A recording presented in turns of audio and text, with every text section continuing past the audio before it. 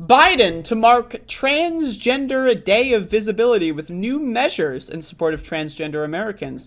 So, hey, everyone, I'm a transgender American, so let's see what Joe Biden has to say. The Biden administration is marking the International Transgender Day of Visibility on Thursday with a series of measures in support of transgender Americans as they face efforts to curb their rights across the country. So again, almost half of this country is deciding to enact legislation that attacks trans people. Utah, over the governor of Utah actually vetoed anti-trans legislation. I didn't cover this on my show, but I should. In his letter that he released, the Utah governor said, why is this legislation necessary? There's one trans kid in women's sports. One in the whole state of Utah, and then the state legislature of Utah overrode the veto.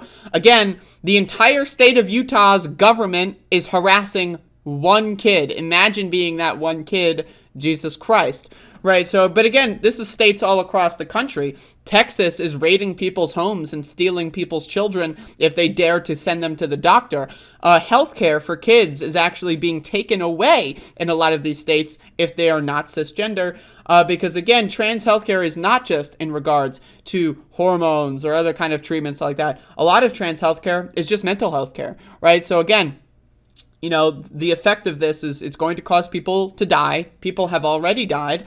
And that is the goal of these Republican fascist state legislatures.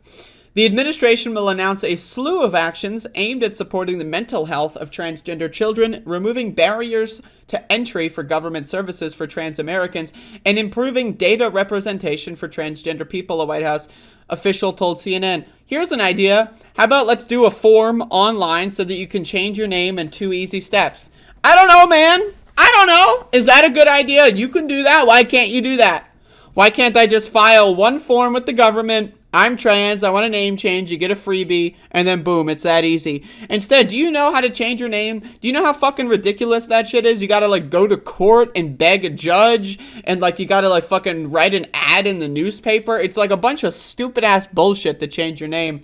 So, again, that's just one example of things he could do, but, Transgender people are some of the bravest Americans I know, and our nation and the world are stronger, more vibrant, and more prosperous because of them. To transgender Americans of all ages, I want you to know you are so brave. You belong. I have your back. Okay, Biden, sure. International Transgender Day of Visibility aims to celebrate the achievements of transgender rights activists and to increase awareness of ongoing challenges transgender and gender nonconforming people face.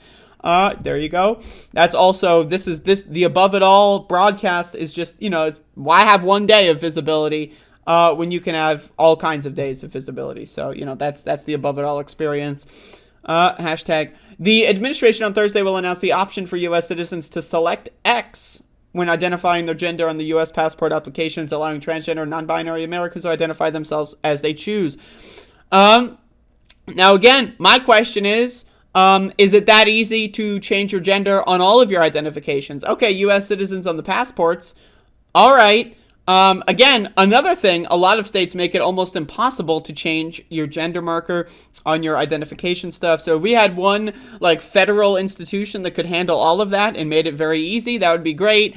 But hey, in this one narrow ability, you're allowed to choose X if you do a bunch of other stuff too. The administration is expected to partner with airlines, the Transportation Security Administration, the Department of Homeland Security to add X gender markers to their systems, according to an administration fact sheet shared with CNN. The Social Security Administration will also remove the requirement that transgender people show proof of identity or doctor's notes to update their gender information starting in 2022, and new steps from the Equal Employment Opportunity Commission and FAFSA, free applications for federal student aid. That's good. This is exactly what I'm talking about. But again, the name change, process and the gender marker process is still very difficult, even with these changes. And again, I say let's remove. I don't need why is it so difficult to change your name anyway? I can change my name on Twitter with 5 seconds. It's not that hard.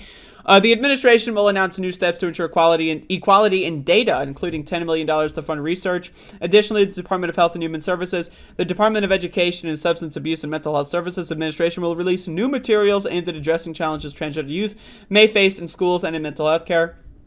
On this Transgender Day of Visibility, we honor transgender people who are fighting. Okay. TDOV was founded in 2009. Okay, there you go. While Transgender Day of Remembrance is held every year on November 20 to memorialize the transgender people who have lost their lives as a result of anti-transgender violence.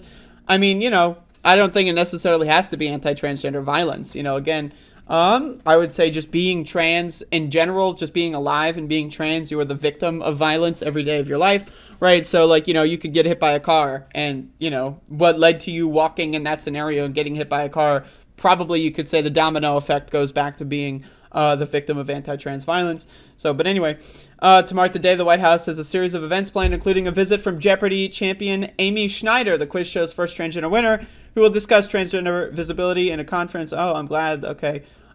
This month, there you go. So it's just talking about the fascism. Anyway, again, I'm glad that Biden thinks I'm brave. That's cool. So again, certified brave.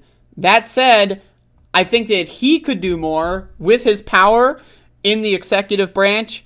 I think that the Democratic Party, considering that they control the House and the Senate, could and should do more. But again, of course, we've got the very curious case of Joe Manchin, and I'm going to talk about him a little bit later too. But again, I don't know, man. I personally feel like there should be more done. Hey, maybe I'm selfish. Maybe Biden's waiting until the next Trans Day of Visibility. Maybe he's just going to pepper some more reforms out every year. I say do it all now. That's what I'm saying. But anyway, we also have to keep in mind if a Republican becomes president, he's going to undo everything that Biden does. We need legislation. We need something that's not going to be just undone by President Trump when he comes back into the White House after winning the election in 2024, God for fucking bid, or Ron DeSantis or any other of these freaks if they win the election in 2024. We need to have some more concrete gains. Because otherwise they're just going to take it away, and we know how that's, going to go. So I'm just saying, I'm glad that the president has called me brave, but, who's not brave?